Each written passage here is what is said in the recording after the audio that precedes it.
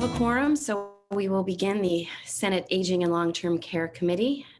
For today's hearing, I've asked MDH to come before this committee to answer questions about the agency's own vaccine data and share the governor's current thinking about the ever-changing landscape for his vaccine plan.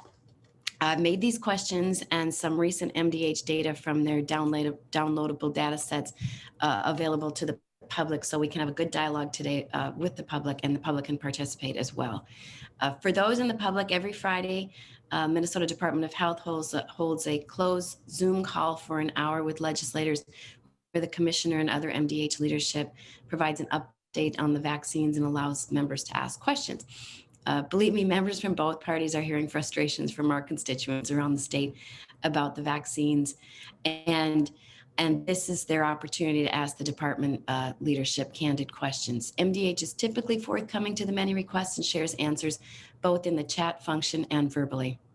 I have learned more in these private Zooms than any general updates the agency has provided publicly in our committee hearings. However, candid, tough information about the vaccine should not be shared behind closed doors. Vaccines are too important for all Minnesotans, but especially our vulnerable seniors. The public, Minnesota residents, all deserve to know the information and the details. While the federal government, the CDC, has made general recommendations, every state is doing it differently. The governor is solely responsible for setting the high-level priorities and then also very specific decisions on the state allocations each week, where seniors can get access, how many seniors get access versus other targeted group, healthcare workers, patients facing and non-facing public, state employees, prisoners, sex offenders, educators, childcare, first responders.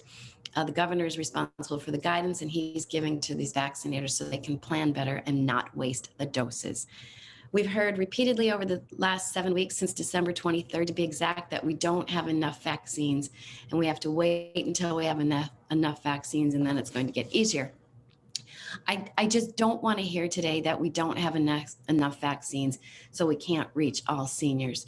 I want the candid, tough answers that can be fully transparent and the public can also hear, and about how the state is making decisions each week for every vaccine vial we have been provided. I want to disclose that yesterday I sent the questions outlines for this meeting to the MDH staff to use for a guide. I wanted them to have the questions in advance.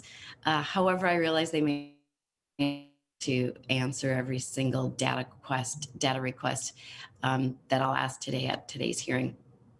My office has indicated to the agency staff that it's okay to provide some of the more specific data set requests back to us in a week before our next committee hearing.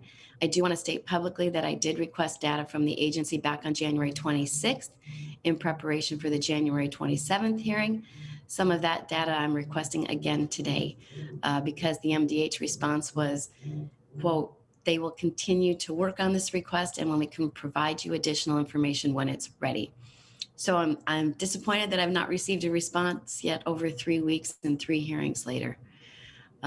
During these early stages of the vaccine distribution, are life and death decisions for Minnesotans. Deaths among our 65 and older remains at 80% for all Minnesota COVID deaths over the past Monday. We're seniors living out in the community. I remain deeply concerned that the fragile seniors are not getting prioritized enough, and doses have been continued to be diverted to younger individuals, essential as they may be. Today's hearing will be different, and it will be more transparent with the tough decisions and share more detailed information about the vaccine distribution to the public. I hope that today MDA can share the specific data that may alleviate my fears and a lot of our fears. I'm disappointed that Commissioner Malcolm couldn't participate in today's hearing, as this is the 3rd hearing in a row that she hasn't been here. So I'll continue to tune into the private legislator hearings on Friday where Commissioner Malcolm is present. Senator Mark Karen, out of you have a question. Hey, Madam Chair, the audio is really poor, and you've been cutting out consistently for the last minute and a half. So I think we need to get somebody on the technical side. Oh to change your no! audio. Maybe if I turn my video off, which is not going to be fun, For now. but let and me then see if that's better. maybe have somebody establish a direct dial connection with your phone or something. That way we get your voice. Yeah, or maybe your- I'll do your that. audio. All right. So maybe we will go to, if Susie, you could pull up the first, we'll just start with the questions and maybe somebody else's audio will be better and I'll dial in from my phone. Susie, do you want to pull up the first chart on the document that we sent out to everybody? The Sure. MDH COVID-19 death? Yeah, I will just take a second. I am going to, and Hannah, could you send me the dial-in information for the Zoom? Yep, just one sec. Wait, did mine only break up for Senator Curran or did it break up for everybody? Did it break up for anybody else? Yeah, it Everyone. was. Yeah, it was for everybody, but it's better now, actually. It seems to be, at least. This is what I get for not sitting in my office next to Senator Curran. Mm-hmm. You are correct, Madam Chair.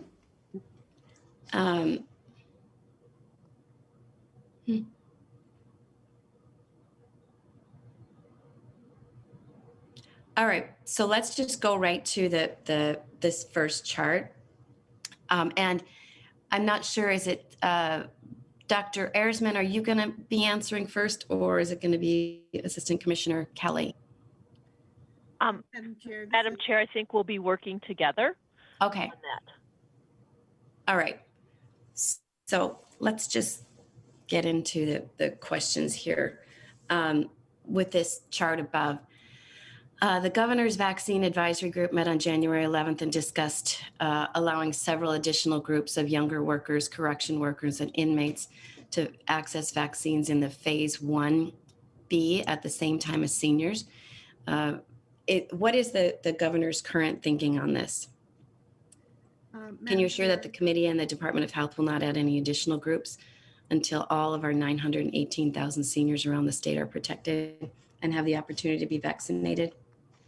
Madam Chair, this is Margaret Kelly, and for the record, Margaret Kelly, Deputy Commissioner with the Department of Health. And I appreciate the opportunity to dive into all of your questions here. I send the Commissioner's regrets. She does value coming in front of this committee, in front of the legislature to answer whatever questions we can. And so she is apologetic that she cannot be here today and looks forward to being able to speak to the committee in the future. So I'm happy to go through these questions one by one with you all, and we will do the best that we can. They did come late last night. Our day did end even later. We can answer what we can this morning, but we will need to get back to you on some of the detailed granular questions you have specifically about the data. And I appreciate the opportunity to clarify here specifically what days these metrics or these tables are being drawn from to help us answer some of those questions. The governor is reviewing recommendations from ASIP and has not made decisions yet. I appreciate your desire to say you don't want to hear us say anymore that we don't have sufficient vaccine for everybody to get a dose in the time that they want to get it. But the fact is that we do not have sufficient vaccine in the state flowing right now for everybody to be able to get vaccinated as quickly as they would like. We are getting only a portion of what the demand is. And as much as we would like for more vaccine to be flowing, it is simply not being allocated to us yet by the federal government. And so we're doing the best we can with the limited supply. And specifically to this question here, what is the governor's thinking? We will need to wait to hear from the governor upon his review of what the ASIP recommendations are and what the next step will be in terms of who will be eligible categories. Thank you, Deputy Commissioner. I'm just dialing in here.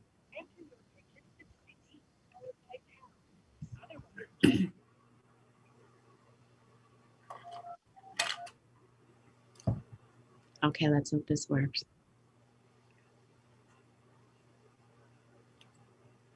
Dr. Erisman, do you have anything to add to that? No, just to reiterate what Deputy Commissioner Kelly said, that we are continuing to provide the governor with information, and it will be his decision. Thank you.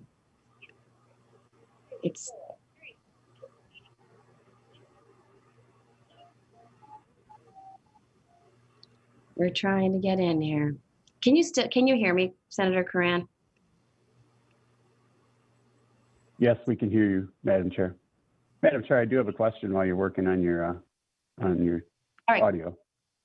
Senator Curran. I think at the end of, Madam Chair, I think at the end of the last meeting, as we have struggled with every meeting we've had so far, is it would be nice if we would just start out with, of all of the total available vaccines, we know we're not getting everything we need. Of the total of all vaccines, what percentage of them are administered in the 65 over population? That's what the long dance that we play every single committee meeting to drill down to that number should be the very thing we start with. What is the percentage of vaccines that we have available to administer are targeted and administered to the over 65 population? We want to know what it is. I think last week, it was 41% of all available vaccinations were given to the over 65. What is that this week?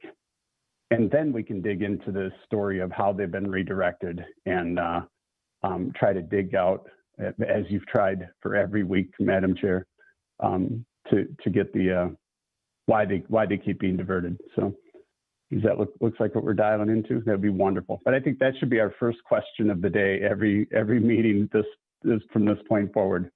Tell us what it is so we don't have to dig it out, and start out with then. It looks like we're down to 39% doses administered by age in table 3. That's going backwards. So they explained too why we were going backwards when we should be exponentially increasing the percentage of available doses to the over 65 population. That would be my question.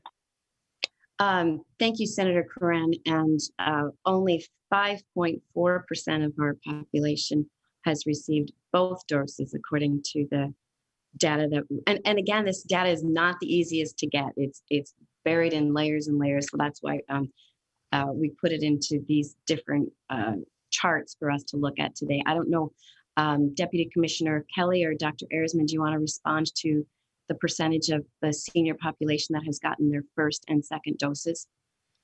Madam Chair, we did put a PowerPoint together that shows specifically that, if you'd like to pull that up. Sure.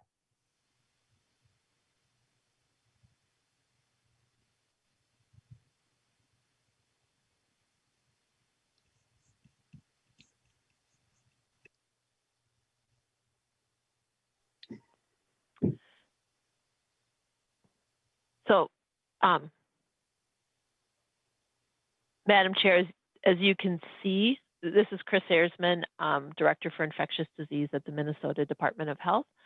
As you can see, this slide identifies the percent of Minnesotans vaccinated, and it outlines 4 groups. The 2 that you are most interested in, obviously the green line and then the darker purple blue line. And you can see that vaccination in these populations has continued to increase. So the cumulative percentage of Minnesotans vaccinated for each age group. So we are close to 40% of our 75 plus age group vaccinated, and 20% now of our 65 plus age group vaccinated. Or I should say 65 to 74, excuse me. And Madam Chair, Margaret Kelly here. What this slide shows is the quick acceleration we have made in recent weeks in vaccinating people over the age of 75 and people between 65 and 74. Between December 15th and sometime mid-January, we were focusing our vaccination efforts on people who work in healthcare with direct responsibility for COVID response, along with starting, Chris, maybe you can mention the date at which we started to vaccinate within long-term care. And from that point forward, we have, so prior to vaccinating within long-term care, the population was much lower because it was a working population. What was Correct. And Margaret, yes, the very first doses in long-term care were the week of December 28th with the Minnesota Veterans Home, but in reality, the vast majority of the doses that were started through the federal PPP program started the week of January 4th. And that's in part why when you're asking about the number of seniors who have received second dose and why that's lower, it's because they did not start the series soon enough to be having a large proportion of them getting their second doses. So it's a function of the fact that they're receiving Moderna vaccine, and it does take 28 days between the first dose and the second, before that second dose can be administered. Additionally, I think we've mentioned this at prior meetings with you, but what we're seeing is that with the first dose opportunity, that there were a large proportion of seniors who chose to be vaccinated, but we're seeing that as second dose opportunities are coming, that more seniors are choosing to be vaccinated for the first time as well. Thank you. Senator Curran, follow up, and then Senator Eakin. Thank you, Madam Chair. So in improvement, we understand the critical care workers, which should be the front line, not office of the healthcare systems. I think the last 2 weeks, the agency has spoken that we are just wrapping that up. That's wonderful. So now, again, based on last week's report, we were at 40% of doses, available doses, going to the over 65 population. And you've made no improvement on the number of available doses, vaccinations going to the over 65 population. Is that an accurate statement? Madam Chair, if you could point to where you're getting that data from, that would be helpful. Senator Curran. Well, okay. Well, thank you, Madam Chair. I think one of the slides when I was asking the question originally showed doses available or doses administered by age, and I think it said this chart 3, table 3, doses administered by age, the one you have up today. It looks like the table 3B, doses administered by age, shows that it's 39% in the over 65 population. And so, yep, I see what you're pointing to, Madam Chair and Representative Curran. The difference between table 3A and table 3B is that table 3B has the people with at least 1 dose and people with 2 doses combined to be total doses administered. And so you don't have an apples to apples comparison here between tables. Madam Chair, so great. Could we get a very simple table? Tell us week over week the increase in the number of doses in the over 65 population. You guys done an amazing job of trying to bury all the information. I know you've got everything available, but it doesn't appear to be available to us in a very simple to read format. It should be very simple. Last week, I think we all agreed that based on the numbers and going through the charts, 41% of the doses went to the over 65 population. Of the available doses, what is that today? Have we improved or have we gone backwards of the available doses to the over 65 population? The absolute top priority since a year ago, is that's what we're trying to get at. We could bury this, we keep slicing and dicing and the conversation gets more complicated. And I think it's very simple. How many more doses are you diverting away from the highest priority? And we want to see improvement week over week. I think it seems like a very simple chart. So we won't make the assumptions. Senator. Thank you, ma'am. Madam Chair. Dr. Arsman. Madam Chair and Senator Curran, if you look at table 3, it's doses administered by age. And if you look at the column that says people with at least 1 dose, that's the most probably applicable, and that's what we were looking at last week, and that has increased from 41 to 44%. And the reason that the people with 2 doses is at 22% is, as we mentioned, because this population started slightly later because of the way that the federal program worked, and because we were using Moderna vaccine for this population, and that vaccine was licensed after the Pfizer. So it has increased by 3 percentage points, and at this point, almost 36% of our population 65 and older has had their first opportunity for vaccination. Thank you, Madam Senator. Chair. If we could just simply, and I appreciate it, Dr. Erzman, that we can change the categories and make them look better in one way or another. We just don't believe, it doesn't appear that the number of doses that we want directed to the over 65, that it's still a top priority for this administration. Everybody says it is, but it doesn't appear to be as such or reflected in the total improvement. I don't care whether it's a first dose or second dose. All doses, first or second, should be set to that top priority of the over 65 population. Unless you're telling us there's a whole host of other healthcare workers that haven't been completed, which was supposed to be wrapped up in the last 2 weeks. So it just seems like we're making it more complicated to slice and dice these statistics. We're still at only 39 to 44% of doses administered to the top priority age group. So we just want to see it improved in something very simple. That's all. Thank you, ma'am.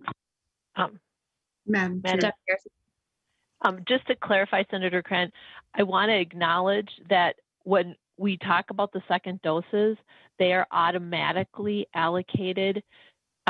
So, for instance, for the 289,841 65-year-olds who have received a first dose, those doses are already allocated for them.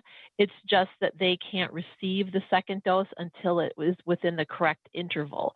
And that's why they aren't showing up as having received the dose, because it needs to be based on the correct interval. But just to clarify that the doses, once a dose has been, given to a provider for a particular population, the second doses are automatically reserved for them and will go to that population. To that point, I guess, Dr. Erzman, so are those doses physically in the state? Because didn't it just come out today that some of the vaccines that were being sent to Minnesota for the second doses in St. Louis County didn't arrive? So are they reserved here in Minnesota, or are they just reserved in the queue, in the order? Madam Chair, they are reserved at the federal level, and then we order them on behalf of the provider and try to make sure that those vaccines will come in adequate time. But the doses are reserved, so there's not a concern that there won't be a second dose for a senior.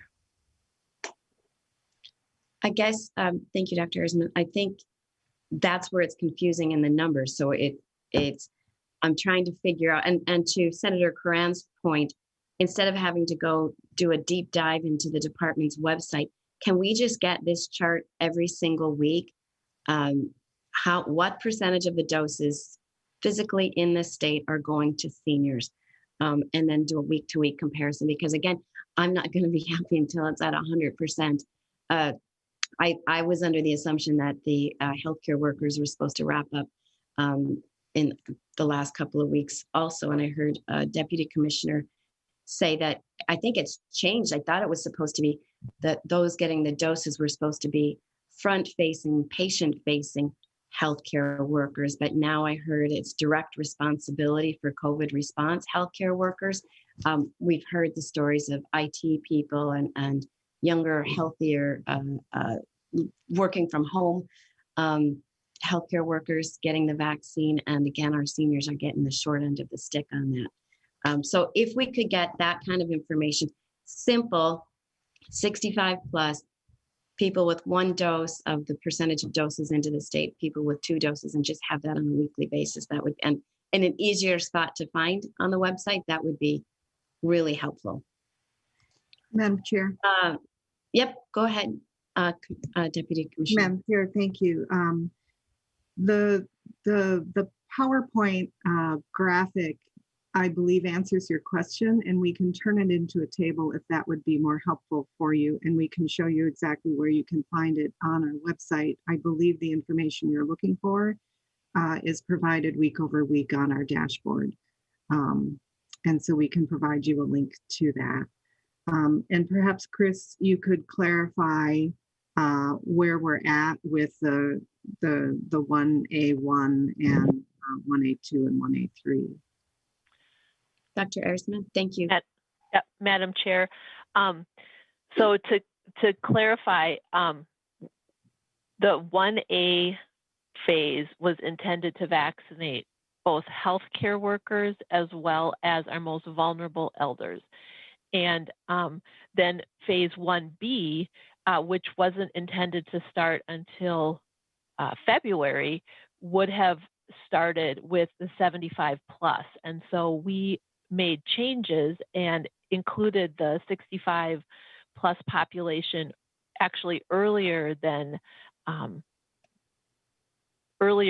originally, with the phases. And so the fact that we have added that population in has slowed down slightly the finishing up of tier 3 for phase 1A.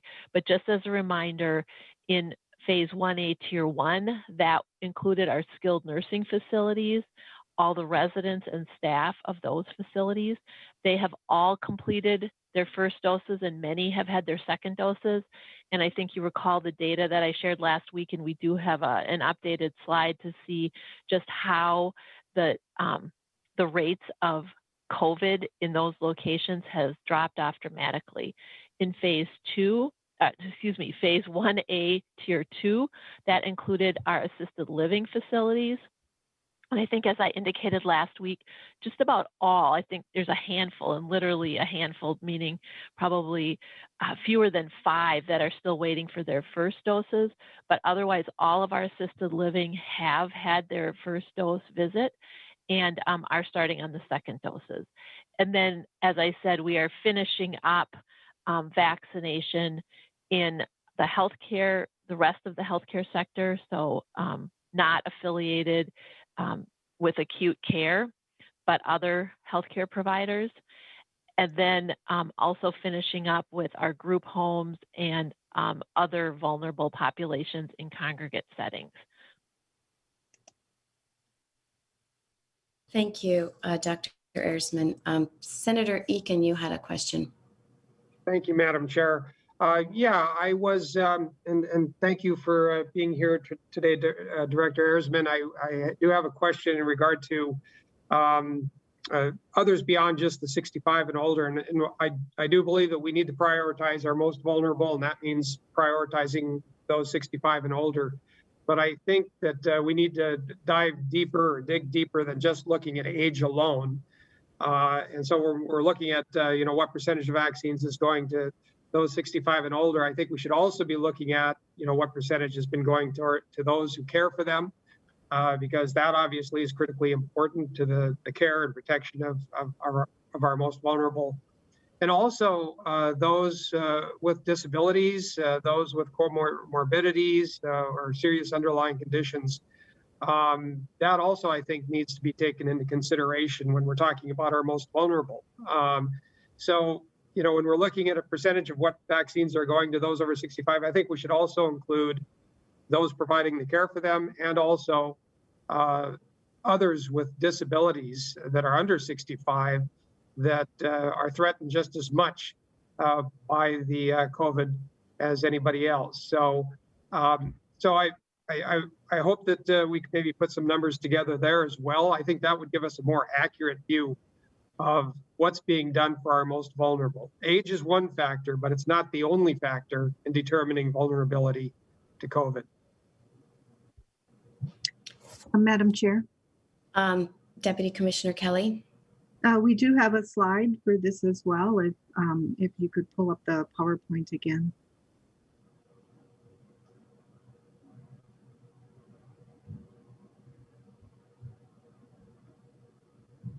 And so Chris, if you could speak to slide, the first two slides, that would be great.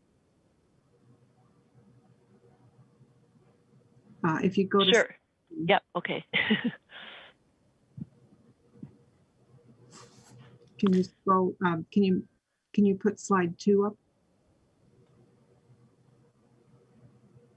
Okay. So this slide indicates long-term care cases by week in Minnesota for residents. And what you can see is, and I'm having a hard time seeing this slide. I got to minimize you guys. What you can see is the orange bars represent cases in residents in skilled nursing facilities, and the blue in residents in assisted living. And throughout the course of the pandemic, we have unfortunately seen more cases in our skilled nursing facilities, in part because of the fact that those residents are having more interaction and more combined, I guess, with other folks. And so we've typically seen the majority of our cases in our skilled nursing facilities.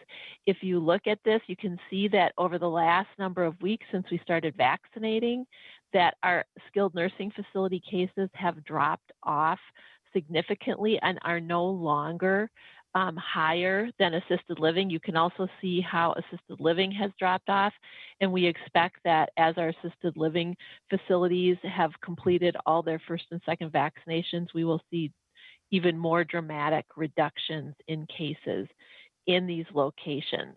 On Monday, we had only 3 reports of cases from our long-term care. It was obviously coming off a weekend, but nonetheless, we are seeing significant improvement. Next slide. And then this is, again, looking at cases in both staff and residents. And so you can see that staff cases did contribute to what was happening in our long-term care settings. They have also dropped off dramatically, but that's why it is really incredibly important that staff are vaccinated as well. I know that one of the important things that, in addition to illness and death, that we care about is our seniors being able to interact with family. And the CMS guidance says that if there have been cases in a facility, that limits the ability for visitors and interaction, whether those cases are in residents or staff. So again, really important to make sure that both residents and staff are being vaccinated. And then next slide. I think, so there's the cumulative doses in long-term care. So you can see that we're seeing, just continuing to see doses administered in those settings. And then next slide, I think, is the slide that, the age groups. And I just want to acknowledge that for instance, the small number of folks vaccinated in the 16 to 17 age group tend to be nursing assistants for long-term care. So just wanted to acknowledge that. And I think that helps to address the comments from Senator Eakin. Yeah, if we could advance 2 slides as well, the next one after that. This is where you will find on our dashboard the number of individuals over the age of 65 who have had at least 1 vaccine dose, and this is updated daily. And so you see the blue arrow there in the table, and then the blue arrow pointing to the bar charts shows the percent of people over the age of 65 plus who have had at least 1 vaccine dose. So 35.8%. Yes, and I don't know if this screen was captured, so it may be different than the data. No, actually, yeah, it's as of yesterday, Deputy Commissioner. Because I pulled it up this morning and it was the same. So it's what's there. It will be updated at 11 this morning. So 35.8% of our population 65 and older has received one vaccine. At least one. And 89% of those 65 and older are the COVID-19 deaths. So that's what I'm trying to stress here. They're most at risk for dying, and they're only getting 36% of the vaccines that are allocated here to Minnesota. So when the governor and the Department of Health says that they are prioritizing seniors, how can that be prioritizing when they have the 90% death rate and only 35% of them are getting the vaccine? So that I've been stressing since a year ago, and it's still all of these numbers and all of these fancy charts and graphs. Tell that to the two families. 100% of our deaths on Monday were seniors over the age of 65 living in their homes. Tell that to them that they were a priority. Senator Putnam. Thank you, Madam Chair. I had two questions, but the first one has already been broached by Senator Eakin, and that's a concern for folks living with disabilities that might contribute to comorbidity. And I'm curious, we still haven't really talked about that very much, either due to some sort of challenge in the collection of data, perhaps, or not really a big concern. I mean, and we actually didn't ask about it either. I didn't read the questions carefully. I got them at 5:30 last night, but we didn't mention disability either. So I'm wondering if there is some sort of challenge in the collection of that data that makes this not a priority, or if there are some other considerations that MDH is considering that stops that population from being top of mind, or at least in the conversation. And the second question I had is, I understand from our conversation today that there has been a modest increase in the percentage of available doses going to seniors, but I'm curious about, in the context of accountability, does MDH have particular goals for increasing that percentage week by week, just so that we can know, relative to your capacity and your intention, what is possible week by week in terms of increasing that dosage to the seniors? And not only in terms of what is possible in terms of capacity, but what is your intent? What is your goal for a week by week sort of increase?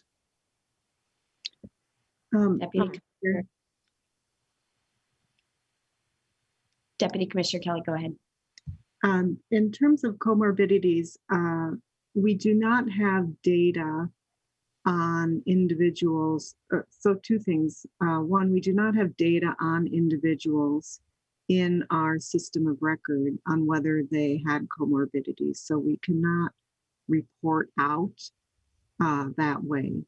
To the extent that somebody's over the age of 65 and they have a comorbidity and they've had an opportunity to be vaccinated, then they would have that protection. We have not opened up eligibility for vaccination for people under the age of 65 with comorbidities yet. I don't know if there's anything more you want to say about that, Chris. Well, I just wanted to clarify sort of the progression, the thinking and the progression of decision-making related to vaccination, and how that has evolved over the last month or so. So the decisions related to vaccinating initially were made based on two principles: preventing death and disability, and preserving societal function. And the overwhelming consensus was that vaccinating healthcare solved the preserving societal function, and vaccinating elders in our congregate care settings was the priority in terms of death and disability, as you've said. And so that was how the vaccination effort and the rollout began. Actually vaccinating individuals 65 plus, it wouldn't have started until phase 1C. It really, for phase 1B, the original plan laid out at the federal level had been 75 plus because of their disproportionate risk. And so adding in the 65 plus population in mid-January brought that group into vaccination earlier than the original planning had been. So it prioritized that population earlier than what had originally been planned at the federal level. And the conversations around prioritization have really opened up. So I think you may recall when I described the phases and the planning, there was much more expectation early on that the federal government's guidance would direct the plan, all the planning at the state level. And it has become evident over time that states have more latitude. And so we have been having greater conversations on how to consider all of these populations. I think the challenge is just as the committee has expressed and as Chair Housley has expressed, we want to make sure that our seniors are getting vaccinated. We recognize that there are other people at risk, and it's just a challenge of limited doses and exceptional needs. So I don't want to suggest that there aren't individuals under 65 who are at risk as well, but it's a difficult conundrum because there are insufficient doses, and so yes, I think that needs to be commented on, that we have been adapting and we will continue to adapt as we have learned about greater flexibility at the state level. Thank you. And I would like to get all of the data on the other vulnerable adults, but this committee jurisdiction is seniors, and that's what I really want to focus on, and making sure that they are the priority. And again, I know the vaccines are limited, and I completely understand that. But of those vaccines we get, want to make sure that the seniors have the top priority, because these other vulnerable populations, why at risk, are not dying from it. So Senator Rude. Oh, thank you, Madam Chair. I'm kind of one that likes anecdotal information. The numbers are fine. But last week, I read a letter in committee, and I'm going to get a shout out to Leora, because she is watching us every week because she wants to find out how she can get the vaccine. And she is the lovely lady from New Ulm who is 96 years old with a lot of comorbidity, and her 72-year-old daughter is taking care of her. And she wrote me this morning and she said, we still don't have a vaccine. And so one of her concerns that she wrote, and I should be so sharp when I'm 96 years old, believe me, she's a wonderful, wonderful lady. One of her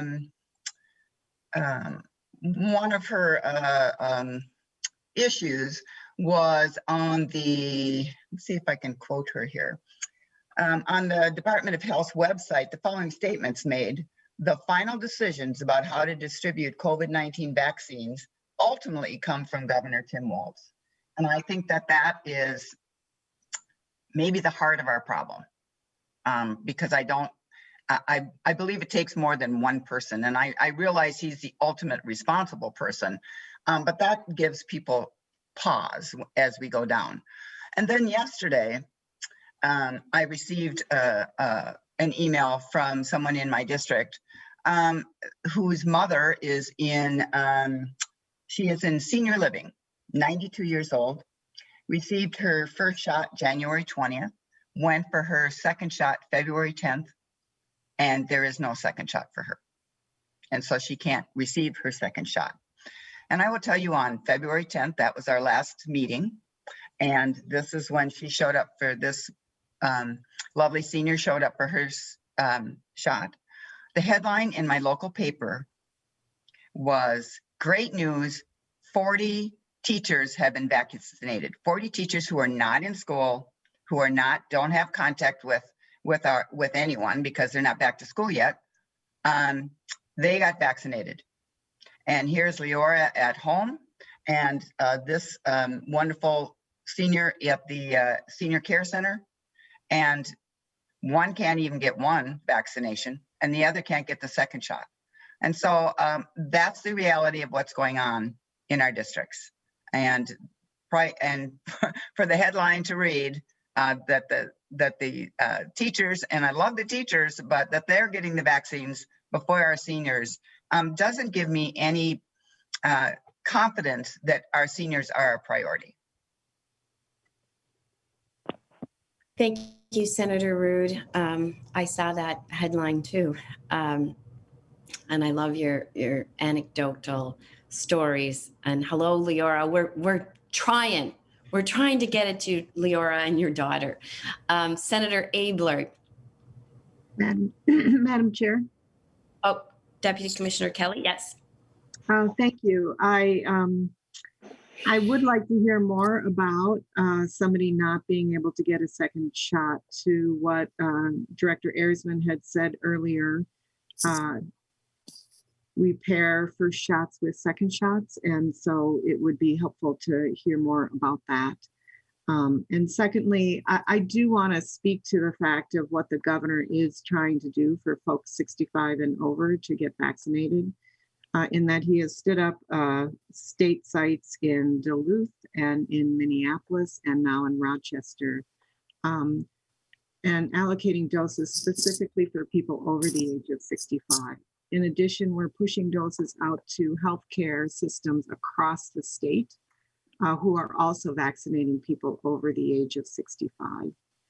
And finally, we have a retail pharmacy program with both doses, both at the state level and at the federal level, at sites across Minnesota that are allocating doses specifically for people over the age of 65. 15,000 doses last week, and I understand the federal government will increase the allocation this coming week and in the following weeks as well. And so there are multiple opportunities or ways for people to seek a vaccine if they want one, either from a local pharmacy or from their healthcare provider or from a state site. All those opportunities are on our website on the vaccine locator map, so people can look there. But there are other populations that are eligible at the same time getting vaccines. And so that's what you're hearing as well. Madam Chair, just to follow up, you said you wanted some more information, so I'll just read you exactly what happened here, because I have it right in front of me. It says, my mother received she's 92, received her first COVID vaccination on January 20th. She was scheduled to receive her second on February 10th. However, when she showed up for the second shot, she was informed there was none available. This all took place at her senior living center. The vaccination was administered by the Regional Medical Center. An article in the Brainerd Dispatch on Sunday said that it indicated a general shortage for the second vaccination in Crow Wing County. A spokesman for the medical center blamed the state mandates for administering vaccines within 72 hours. The state health information officer pinned the blame on local providers for not reserving a second dose. It's frustrating when my 92-year-old mother cannot receive her vaccine and those in charge are simply blaming each other. It's also frustrating that no information is given to those people in my mother's situation regarding when and if they'll receive a second dose. So that's the reality. And pinning blame on all the other folks why it's not happening is not helpful. Deputy Commissioner. Thank you, Madam Chair, and thank you, Senator Rudd. We have not heard of anyone not being able to get their second dose. We're happy to look into it. Well, now you have. Thank you, Senator Abel. Well, you know what? Sorry, Senator Abel, I just wanted to just interject something up when you brought up the pop-up sites in Duluth.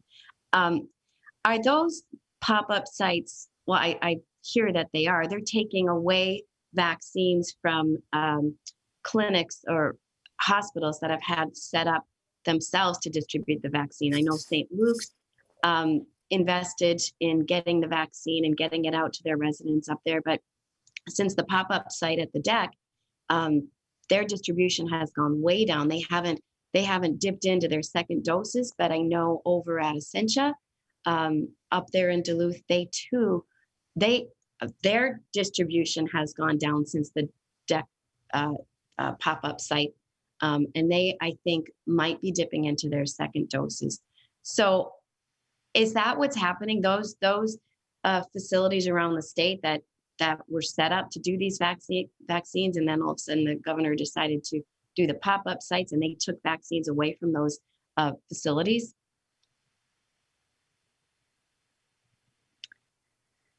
Madam Chair, I'm not tracking with your question. I'm sorry. Well, so how did you decide to where you were going to pop up these sites for mass distribution? And did you let the facilities, the hospitals and the clinics around there know that they would be receiving fewer doses because they were going to these other sites and not necessarily vaccinating the same population that the hospitals were going to? Madam Chair, the comment you made that because we have stood up some semi-permanent mass vaccination sites, specifically in Duluth and Rochester and Minneapolis, means that we reduce doses elsewhere is, I don't believe, accurate. We stood up these sites as doses were increasing. Now, some providers may not have gotten the same level of allocation as they had gotten in previous weeks, not because of the semi-permanent sites, but because of how doses were allocated among regional coalitions. Yeah, maybe Dr. Erzman, you said because they have received reduced doses. So that's fewer doses that have gone to the DEC and not to the hospitals. Dr. Erzman? Madam Chair, I just want to acknowledge that one of the balancing acts that we are trying to do is make sure that doses are available in multiple different sites. So both through healthcare, through pharmacies, through multiple sites in what we described, I think, in earlier meetings as our vaccine ecosystem. And obviously getting vaccines out to people through their healthcare home is preferable, but we've also heard that for some individuals, they don't feel that they are tied or have a specific healthcare home. And so being able to offer vaccines at a site like the mass sites does allow for individuals who don't have a healthcare home to also be able to access vaccines. We are, working through the wait list to get folks vaccinated through those sites, as well as obviously healthcare providers are vaccinating too. So we're able to come at it from several angles, but just wanted to acknowledge that health systems are obviously an ideal location for vaccination, but we do know that that does not work for everyone and not everyone has access. Thank you. Senator Abler. Well, thank you, Madam Chair. And I have a question I'll get to, but as we're talking about these sites now, they're not pop-up, Madam Chair, they're semi-permanent. And it's a comment and they don't have to reply, but the feds are going to set up some more sites. The state's they had 9, now they have 3. And I just don't understand why we're spending money on any of these semi-permanent or pop-ups or tents or whatever they're going to be sites when we have so many pharmacies everywhere. They were doing CVS and Walgreens or something, but even in Senator Wood's district, if it's not a CVS, there's a really nice mom and pop, and they're already doing this stuff. And I don't understand how we're so awash with money that we can just continue to plow money into sites. And I cannot imagine that these places are free to set up. There's rentals of refrigeration and desks you got to put in, and I'm sure they didn't get them at a secondhand store. I don't understand. We were doing the same thing with childcare last night. There's $80 million left to burn up on childcare stuff that from the feds we have to spend and decide in a couple of weeks. So we are living in a world where the money just doesn't matter, and it actually is going to matter, Madam Chair. And so it seems to me that a prudent administration, I'm not even bashing them, but just prudence would dictate that we shouldn't duplicate what's available in the already out there. And so I don't know if anybody's listening or care what I think about this, but the average person at home would say, why would you set up something in Duluth when Duluth has got to have 20 pharmacies of a proper category? Anyway, that's just I feel better, Madam Chair, so I've said it, maybe they're listening. But my question was about the efficacy of the vaccines. And I'm curious if there's data about how many people of any sort who have gotten vaccinated that actually have gotten COVID after the fact. Because none of them are 100%. And so I'm sure more will show up later. But so that's my question, Madam Chair. Are they collecting that, and what's the results so far? Thank you. Deputy Commissioner Kelly or Dr. Erzman? Madam Chair, yes, that is something that we will be looking at. Just to keep in mind that in order for a case of COVID to be considered breakthrough, it needs to be 2 weeks after the second dose. And so we're just getting to the point where we've had second doses administered for long enough to be at that point. But yes, that is something that we will be tracking. I will note that of interest, the vaccine in the trials was highly efficacious in our elder population. That's one of the things that's so great about both of these vaccines. And in fact, in our 75 plus populations, there were no cases. So they actually, in the vaccinated group in the clinical trial, so they actually had an efficacy of 100%. That is a little bit of, the statistics, but nonetheless, very strong efficacy in our elder population. Well, thanks. And I didn't know the answer, and I'm happy to hear it's, effective. And I hope that I'll just kind of I'm interested in that ongoing. So thank you, Madam Chair. That's all I have. Thank you, Senator Abler. Okay, I want to go back to table 2, if you could pull that up, Susie. There's only 30 minutes left, and there's a whole bunch of questions, but we'll get to what we can, and then hopefully you can get back to us by next Wednesday on the other questions.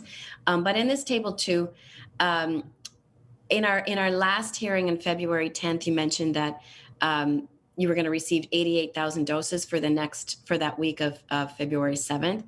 But the data in table 2 shows that there was 170,000 doses, which is much larger. So, and I guess this is what's so hard when I'm going into the data, trying to figure out, are you including the federal vaccines with the state doses, which were part of that 88,000? Which of those were targeted groups to receive the vaccines, the healthcare workers, seniors, just a little bit, and maybe you have a drilled down data slide you'd like to share on that. Madam Chair, so just to clarify, when we provide the numbers of doses to you, so last week the 88,000, that was doses allocated. We only talk about doses allocated just to the state of Minnesota. However, when we talk about new doses in a week, we talk about first doses. So in other words, that means with 88,000 doses that we can give a first dose to 88,000 people. But when we look at the table 2 with doses administered by week, that includes both first and second doses. And so that's why it's a larger number. As was indicated, there were some health systems who made the decision to use second doses as first doses, and that accounted for some blips. That wasn't something that we recommended, but it did increase some of the doses allocated. But to keep in mind that the 170,090 doses does include second doses. And as I said, we generally, when we're providing information to you, we talk about first doses because we think that people are most interested in hearing how many new individuals will have the opportunity to be vaccinated. Thank you. So to that point, and to what Senator Rood was talking about, so if there was that blip and some of the healthcare providers were dipping into their second doses to give to people for their first doses, one, where's the oversight of that? So they can just go and do that. And two, to Senator Rood's point, the 92-year-old shows up for her second dose on February 10th and it's not there. So that's because somebody dipped into their second doses that were supposed to be there and didn't get replenished. So that is happening. And where is the oversight of that? So this poor woman doesn't have to make the trek in the snow to go get her second dose, which isn't there. And now she'll have to go again. Madam Chair, we did send information out to all providers to clarify once again that we were not recommending that first doses be used as second doses. And that was sent out immediately when we heard that that was something that was being contemplated. In terms of addressing the second dose issue, those providers are now using doses that are allocated as first doses to cover those second doses. Madam Chair. Oh, Deputy Commissioner. My understanding is that where providers use second doses as first doses and now need first doses to fill in behind the second doses is that those issues have been addressed. There is a window of opportunity to get a second dose. While it cannot happen depending on the product, either 3 or 4 weeks after the first dose. There is a window, and Director Erzman, maybe you can speak to it, of how much time they have. So my understanding is that those providers who needed additional doses to cover for second doses that was being addressed within their allocations. Madam Chair, that is correct. That we have had meetings with these providers to address this issue, and as the deputy said, they are addressing that with their first dose allocation. So in other words, they are making sure that these individuals will get their second dose. The CDC does allow the ideal is at 21 days for Pfizer and 28 days for Moderna, but CDC does allow a buffer period that individuals can receive their vaccine up to 42 days after so it's really a 6-week window after the first dose. Go ahead. If you could pull up the PowerPoint again to help explain the 88,000 versus 170,000 doses, to what Director Erzman said, it is the 170,000 is all doses that have been administered, where the 88,000 was new doses at the state level being allocated out. And if you could go down to the, one slide prior. This is the front page of our dashboard that does show that of the doses available to be administered, 90% were administered within a 3-day window, and 100% within a 7-day window, where 90% there of having all doses administered. What can be done, what that 170,000 number includes is doses that may have been provided in prior weeks as first doses that did not meet one of these time metrics that is being allocated in a following week. And so you can see on a weekly basis from that bar chart in the middle of the dashboard how many doses are being administered week over week. And it's a combination of first doses and second doses, and it's all doses that a provider has available to them. And it's doses that may be also provided by the federal pharmacy PPP program, which we are not including in our 88,000 number, or doses that are being pushed out now through the federal pharmacy retail program, which is in addition to the 88,000 number that we provided.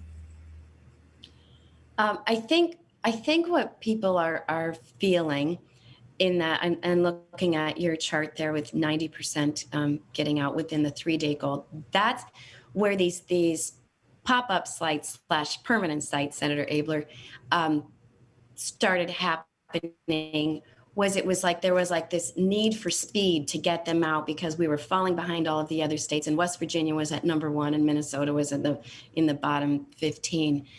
So all of a sudden, like the plan changed, and let's hurry up and get these pop-up sites up there so we can get these into the arms faster.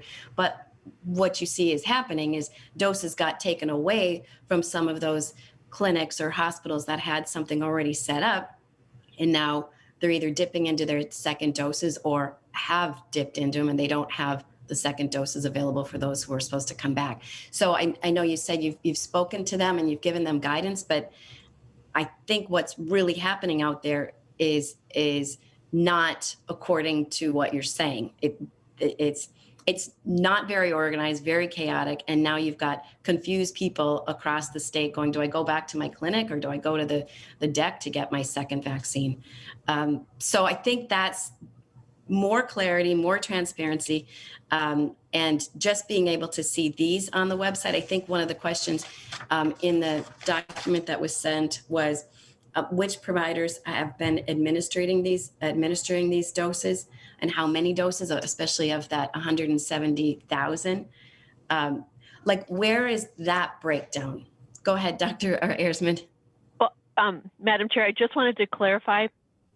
Individuals should receive their second doses at the location that they received their first doses. That's where the second doses are sent. So just when you mention that, and because people are watching this hearing, I just want to be very clear that you should receive your second dose at the location where you received your first dose. That those doses are in place, that there were, as you said, a couple of sites that had this hiccup, but they are resolving that, and going forward, you get your, you should always get your second dose where you got your first. So just wanted to clarify that. Thank you. No, thank you, Dr. Eiersman. I'm just worried that they aren't going to be able to, because doses are being taken away from them to these pop-up permanent sites across the state for the speed area of it, instead of being at the.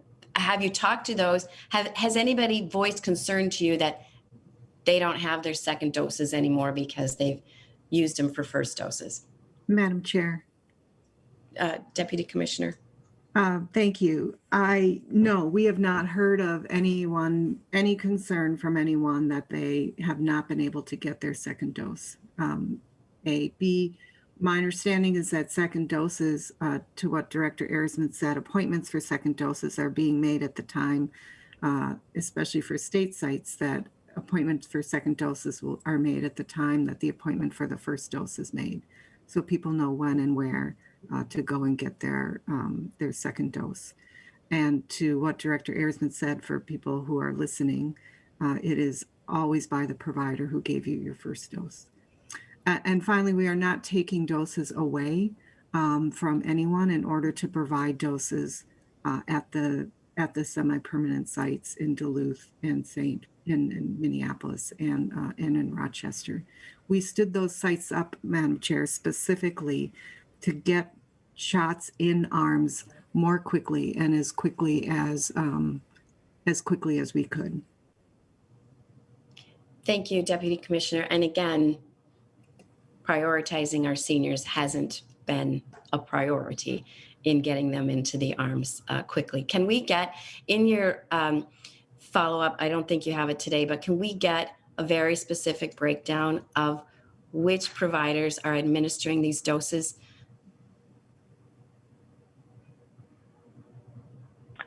Madam Chair, so you had asked specifically, we've talked about, primary care, so clinics, hospitals, pharmacies, local public health is providing vaccine. We have, community vaccinators who have stood up vaccination. We have our tribal partners who are vaccinating. Is that's what you're asking about, the whole ecosystem related to vaccination? Thank you, Dr. Eiersman. I'm talking more specific providers, not just hospitals, pharmacies, tribal health sites, like the actual names of, is it Walgreens or is it Walmart or St. Luke's? Yes. So Madam Chair. So just to be clear, the retail pharmacy program includes Walmart and Thrifty White as the providers for that program. Walgreens did provide doses for seniors for the last week because of some additional doses they had through the PPP, the long-term care program. Our health systems are all providing doses, and we are also providing doses to community pharmacies across the state. There have been 19 of those. I don't have all those individual names. And then we're working through regional healthcare and independent clinics, as well as local public health. So those, there are so many, there are hundreds of providers. So I wouldn't be able to give you that list from memory. And Madam Chair. Oh, yeah, Deputy Commissioner, 1 second.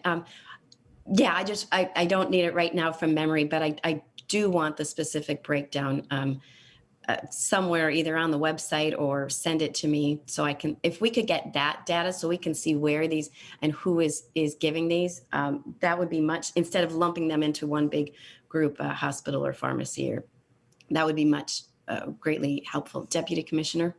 Madam Chair, thank you. We do have that on our website. We have our vaccine locator map, and you can see specifically who each week is providing vaccines and to whom. But the specific names, when I was looking, if you could just get it to me in an Excel spreadsheet, that would be great. That would work just fine. Do you want to go to table 4, Susie?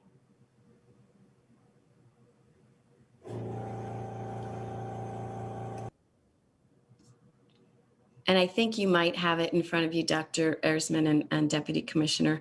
When it says other, that 61,000 doses have been administered through other, 7% of our vaccines. Who's in the other category?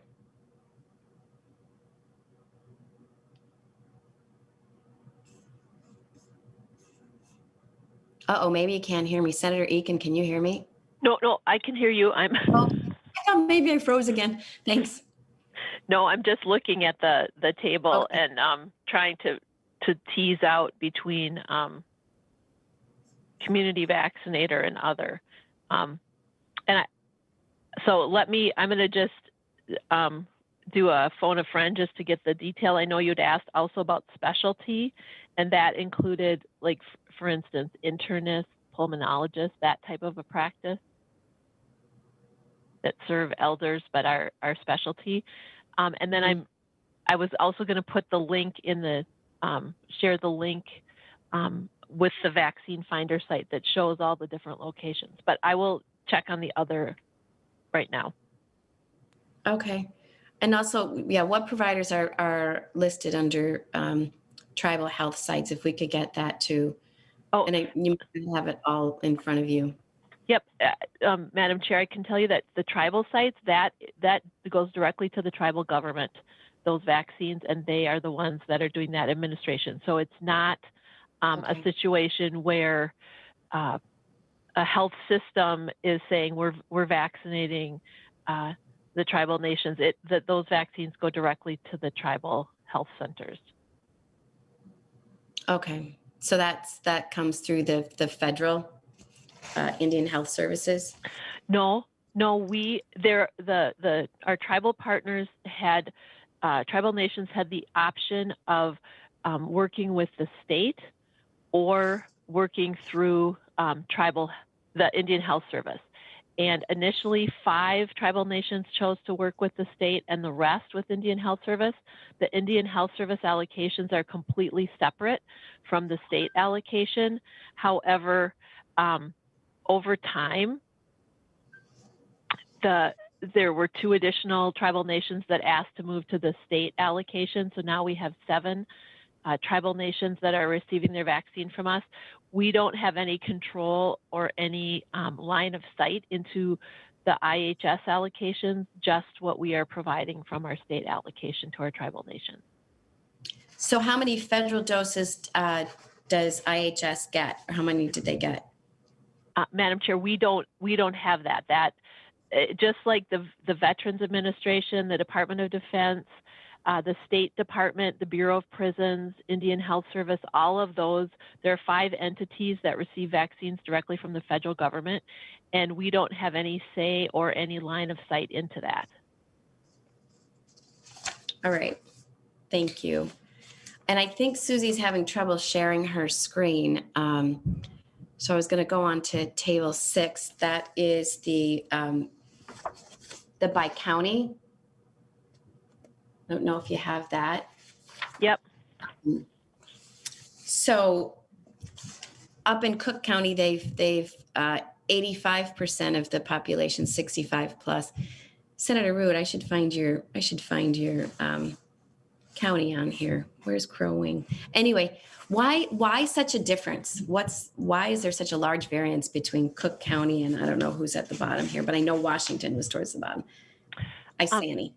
Madam Chair, that is in part due to the tribal allocation. So both Cook and Mahnomen have tribal nations, and they have been vaccinating their populations, their seniors, as well as they have, I believe, offered some of their vaccine to others within the county.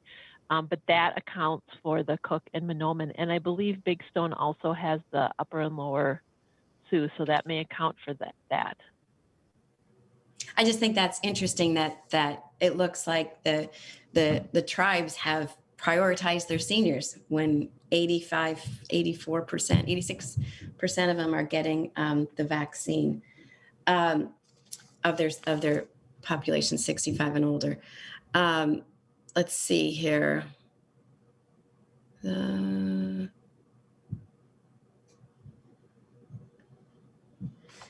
Okay, we're going to go. Susie, can you get table 7 and 8? And those would be, these are going to be the percentage of doses administered by providers, the 7-day goal. And maybe Deputy Commissioner or Dr. Erisman, you want to pull up your PowerPoint up too, but can you explain the difference between the total numbers between table 4 and table 7 and table 8? The 100% for the 7-day goal or the 3-day goal is the actual number of vaccines allotted or have been administered by each provider. I know you went over that a little bit earlier, but if you could, maybe you can pull your screen up. Madam Chair, I wasn't clear on this question, what table 4 you're referring to. Table 4 is the percent the of doses administered by the provider.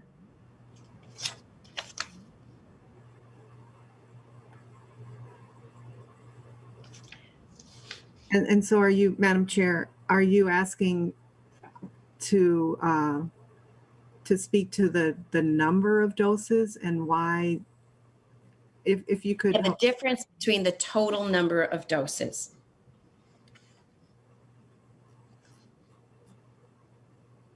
$914,000 versus 868,000.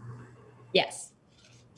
And so, Madam Chair, my question is, what day were these tables pulled, and were they pulled on the same day? On the same day from your site, yes. Yesterday at around 2 o'clock. Right. So we'll have to get back to you on this. We need to dig in, to speak to the folks who are posting data. It could be that data was just posted at different times on a specific day.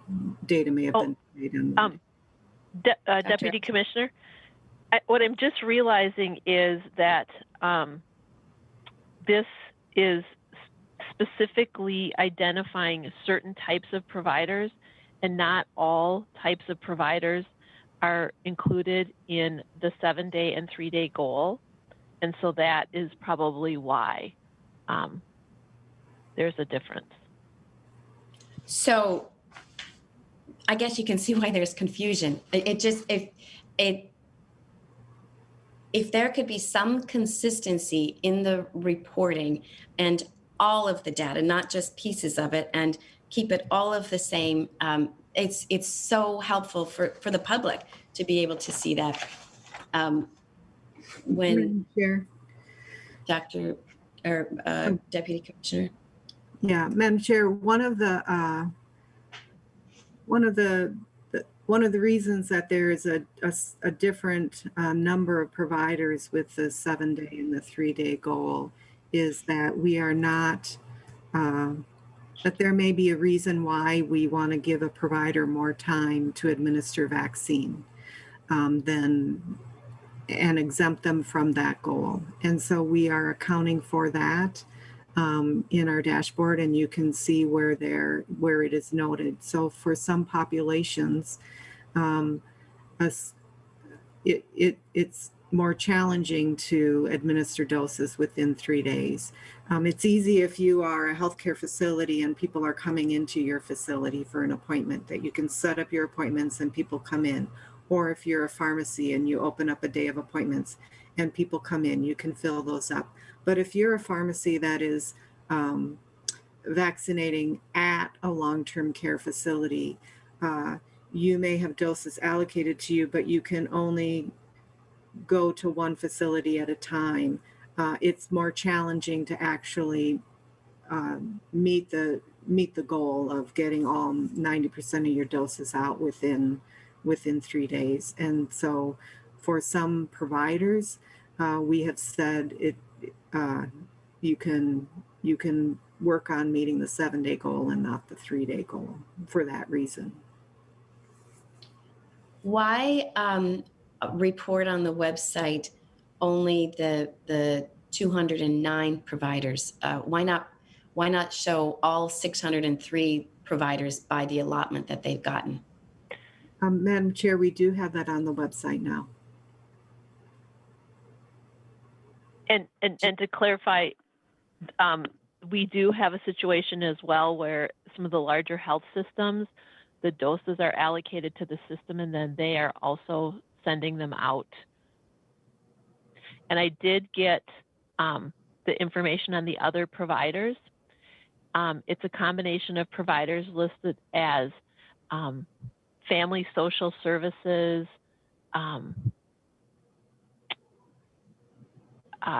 correctional facilities, et cetera. Deputy Commissioner Kelly, so where on the website is the 603 providers? Because it wasn't on there yesterday when I was looking.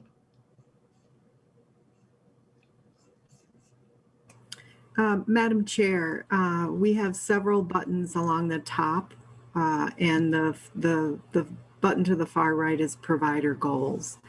And on that button, you can click on provider type and you can see all the pharmacies that are administering doses and how they did. On healthcare systems, you can see all the systems administering and how they did. You can see on the local hospitals, healthcare providers, all the various providers that are administering doses and how they did. Okay, after this, I don't dare go to another page because I'm afraid I'm going to lose my connection.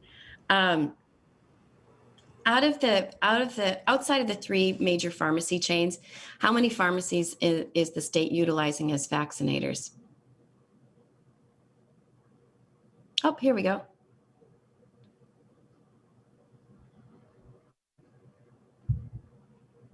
And how many of these pharmacies were not already participating in the federal long-term care pharmacy program and delivering state-only allocations of the vaccine? The only pharmacies that were part of the federal PPP program were Thrifty White, Walgreens, and CVS.